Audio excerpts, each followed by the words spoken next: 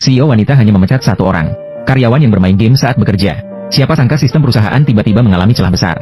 Dalam waktu kurang dari setengah jam, sistem akan benar-benar runtuh. Namun semua karyawan di lokasi tidak bisa berbuat apa-apa.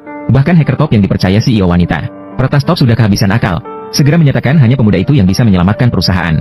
Saat itu, CEO wanita akhirnya menyadari, dia telah melakukan kesalahan besar. Ternyata sehari sebelum dia menjabat, semua karyawan perusahaan begadang untuk memperbarui sistem. Namun saat itu, tiba-tiba muncul celah besar. Dan saat semua orang tidak bisa berbuat apa-apa, terlihat pemuda itu diam-diam meletakkan ponselnya.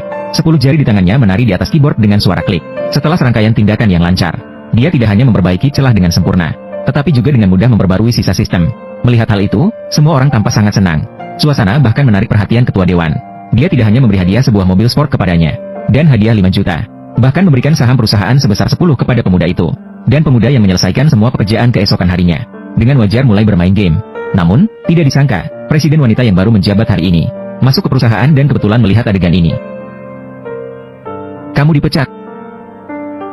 Pemuda itu segera menyatakan dengan marah bahwa dia bekerja lembur semalaman, dan pekerjaan hari ini juga sudah selesai, hanya ingin bersantai sejenak.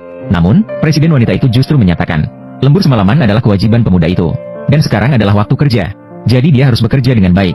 Setelah itu, dia memerintahkan pemuda itu untuk keluar dari perusahaan. Namun, mendengar kata-kata ini, para karyawan menjadi panik. Mereka semua menyatakan bahwa pemuda itu adalah tiang penyangga perusahaan. Namun, presiden itu mengira setelah mendengar, ini adalah tindakan bersekongkol, langsung memecat pemuda itu di tempat.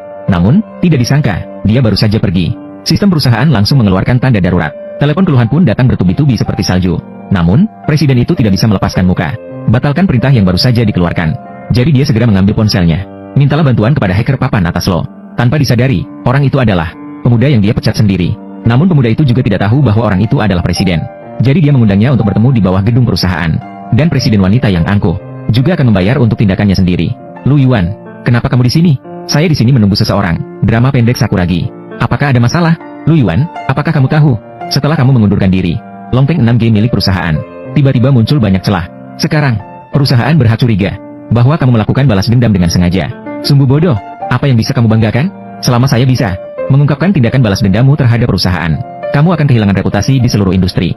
Menjadi tikus yang diburu semua orang. Tikus yang diburu. Li ingin kamu memperlakukan saya seperti ini. Apakah ketua dewan tahu? Ketua dewan sangat sibuk. Sekarang bahkan sedang bernegosiasi dengan grup Dihao, membahas kerjasama. Bagaimana mungkin ada waktu untuk memperhatikan kamu yang hanya seorang supervisor kecil di departemen teknik? Kamu memang tidak akan menangis sampai melihat peti mati. Bukankah kamu ingin bertanya kepada ketua dewan? Aku akan segera menelepon ayahku. Jika saja dia benar-benar orang itu yang telah menyelamatkan perusahaan berkali-kali. Ayah, saya telah memecat seorang karyawan kecil.